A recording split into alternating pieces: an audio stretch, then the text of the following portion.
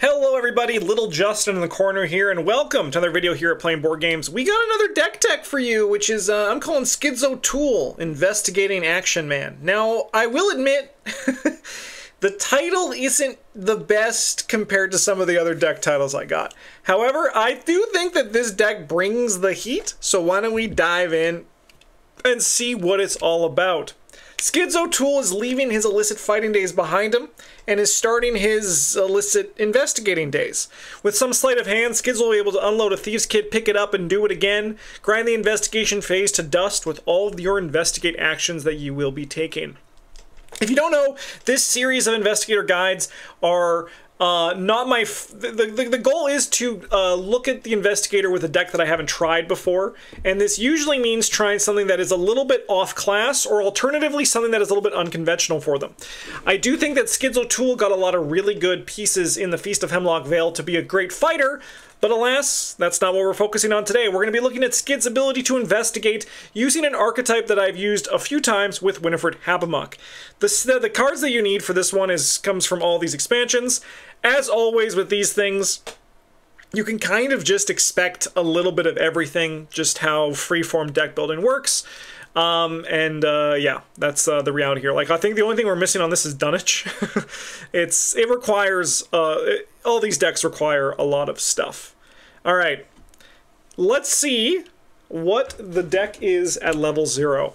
So, there's a lot of pieces we have here that actually are going to help into our later build. Notably, this is a deck that I actually brought in the thick of it into, and the main reason for that is that Easy Mark and Lockpicks are actually quite relevant at level 0 in your deck to pop off. With Easy Mark, you spend 1 experience, you get 3 copies of it. With Lockpicks, it just means that your Lockpicks are less likely to break, which I think is especially relevant if we're taking this as our main clover. Yes, this deck is built to be kind of the main clover of the deck, of the team. I do think that it'll work very well for 2 investigators. 3 players, you might need to odd some things around, add like a pilfer or some intel report to really pop this thing off. But in 2-player, I think this is going to work really well. The upgraded version of the deck is where things start to get really interesting and where you kind of see the deck come together and really start to sing, which is good because that's when you actually have all your experience. But the whole thesis of the deck is using Thieves' Kit and Sleight of Hand to kind of go nuts. So, as I mentioned previously, this deck is a modification of a Winifred deck that I've played a few times that is centered on the idea of sleight of handing into play a Thieves' Kit 3. So I want to give credit to Nick in our Discord who shared this ages ago in our Discord as a deck that they had really fun sleight of handing in a Thieves' Kit with Winifred, and I tried it out and I immediately fell in love with that deck. It's really fun to drop a Thieves' Kit into play, spend 4 to 6 actions to empty that Thieves' Kit or use most of that Thieves' Kit, succeed by 2 a bunch of times to gain a bunch of resources, and then, you know, use those resources to pay for more things, or alternatively just play your Thieves' Kit out. The nice thing about Winifred is that she has the draw to get through it. Skids, however, doesn't have that draw. What Skids does have is an additional action that he can use each turn built into his kit, which is conveniently the amount of resources that we get from 1 or 2 investigates with our Thieves' Kit, assuming that they are successful. Again, this whole series is about trying to take something unconventional and try to make it work in the most efficient, spiky way that I can. So, Thieves' Kit and Sleight of Hand it works, and it works in Winifred. This is tried and tested. The question is, how well does it translate into Skids? And I think it's going to be a little bit more memey. Admittedly, I'm not going to pretend that it isn't. However, what it does have really nice going for it is the fact that I think that Skids has that built-in action that can be really good. You can expand or modify this idea further with High Roller, Well Connected, and Stylish Coat, but I've just built a big money Skids deck, so I wanted to try something different for this video. So yeah, the gameplay loop is really simple. You're looking for your Sleight of Hand to put in your Thieves' Kit. When you've played your Sleight of Hands and your Thieves' Kit, you're going to just play your Thieves' Kit and just use them normally, cycle them through, and then, you know, keep it going, while also keeping a Lockpicks on hand. Haste is one of the enablers to this thing because it allows for our excessive Thieves' Kit turns. So you Sleight of Hand out a Thieves' Kit, then you drop down You drop down the Thieves Kit. You take 3 actions. You use haste to get 4 actions. Use your ability to get 5 actions. We have some other things to get 6 actions. So it's one of those things that we're able to like actually pop off pretty consistently when everything's down.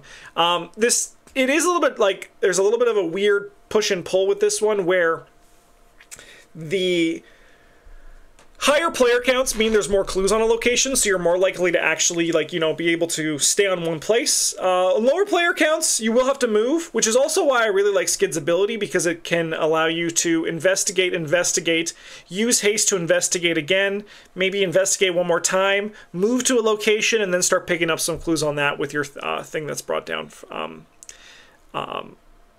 to it.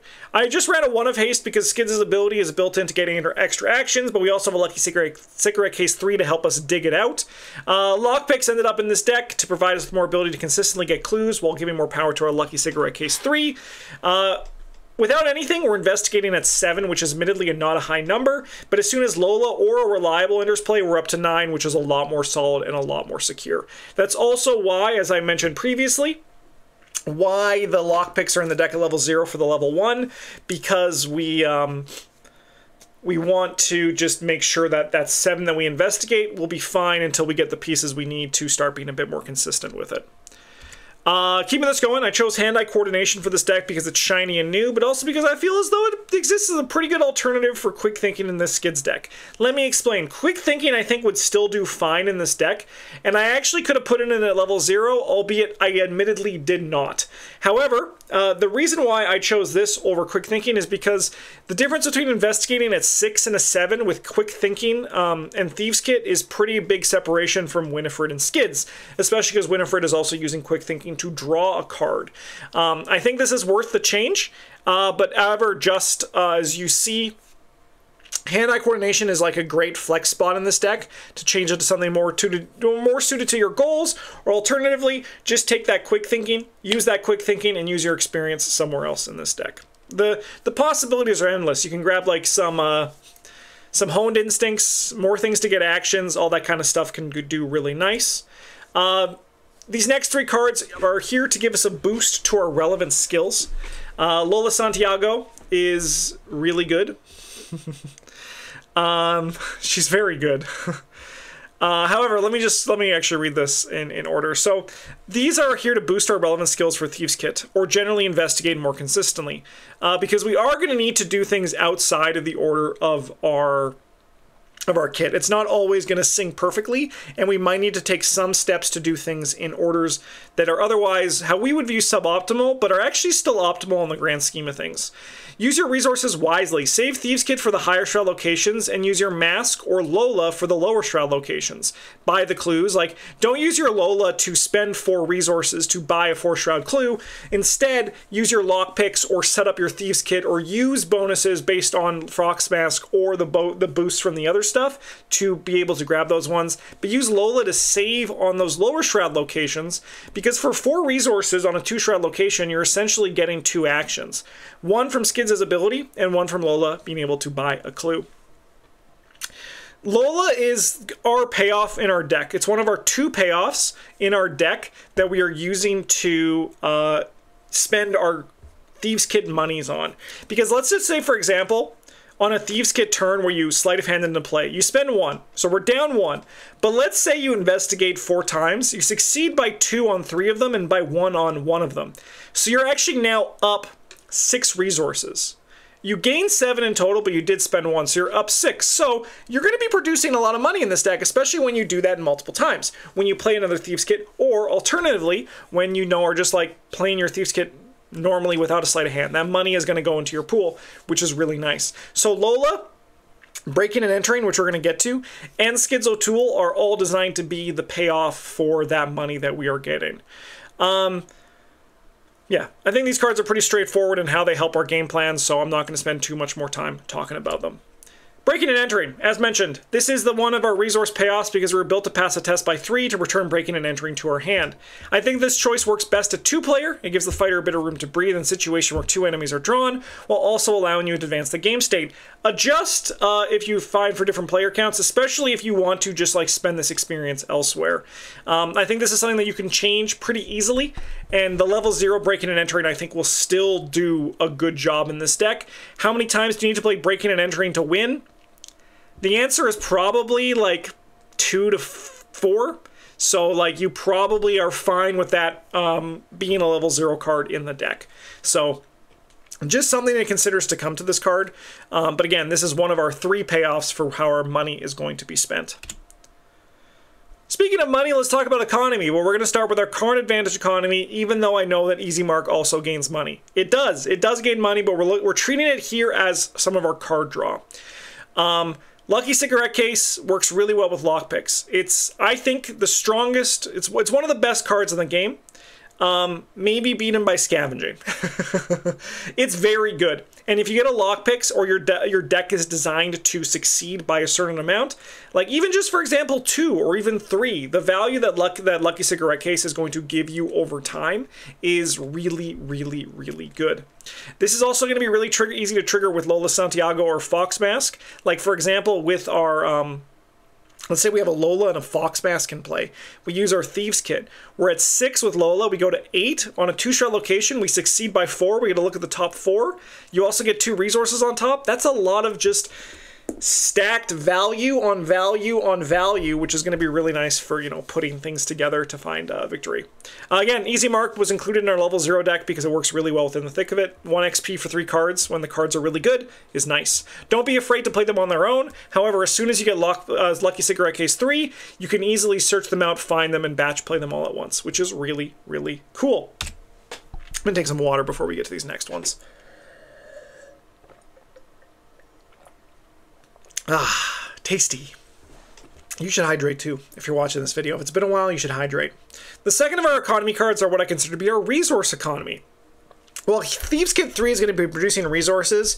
We're still Skids O'Toole, which means we need to get actions and we also need clues with Lola. So it doesn't hurt to have additional economy on top of all that.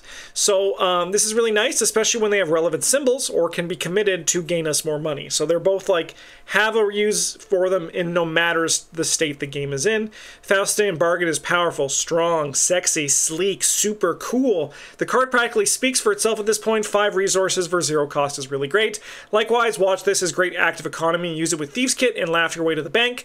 But remember, you cannot use it with lockpicks because apparently I'm an idiot and I've been doing that a lot more recently.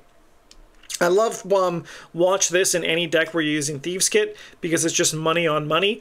We're now on a super successful Thieves Kit action. You can get 5 resources, which is pretty sick because you're also getting a clue on top of that. Really nice stuff. Another card we have here on its own little slide is Reliable. I chose Reliable for this deck for some extra consistency, ensuring that our lockpicks hit the right amount. This is further synergy with Lucky Cigarette Case 3, which in turn makes our decks generally stronger. However, I noticed a build I want to explore with Maintained, Reliable, and everything else regarding our Thieves Kit package. And while it doesn't work with Sleight of Hand, I'm very curious to explore this deck in the future. So maybe keep your eyes out on the channel. There might be something about that coming together pretty soon. Or maybe it might pretty soon, it also could be a year or 2 from now, realistically. But I like this card because of the lockpicks. Again, like hand-eye coordination, I think this can be adjusted to whatever works better for you. But I chose for this one. Our last 2 cards are pretty simple. We have 2 Brain, so they're here to help us during the Mythos phase, or, you know, take the initiative can be used as your first investigate action if you're using Thieves Kit. But generally, just some Mythos protection I think is always a nice thing in Skids O'Toole. On to the upgrades. I have these in packages, and as always, adjust them how you find the deck performs and fill gaps as needed, or switch around. I think that like an exact upgrade order is never really accurate for this game, because you kind of have to, I think you have to do a lot of adapting to how the deck is performing during a campaign. So these are just suggested things in batches. As you can see, there's 4 batches here, but again, the batches can switch depending on what you're feeling. I think the important stuff is you want Lola Santiago 3 and Thieves Kid 3 to get in here just to get more value. And then we have the Scene of the Crimes are going to become Haste. Well, one of them is. Your Lucky Cigarette cases are going to be upgraded. Breaking and Entering, upgrade your Breaking and Entry, Scene of the Crime becomes a Moon. Manual Dex and Perception can become Hand-Eye Coordination Reliable. Notably, that Manual Dex could also be a Quick Thinking pretty simply to also kind of fall that. I did like the card draw over it, and the extra foot I think was a little bit more relevant. Now, you might think it's a little bit strange for Gregory Gry, basically an economy card, to become a card that spends money. But at the same time, Gregory Gry is just value to get our level 0 deck going because he is just a really good ally. You could do something else besides Gregory Gry. Like, I think Gregory Gry is a really good economy card. He's basically just watch this on a man. You could adjust as needed. I don't think the deck would be crazy without it.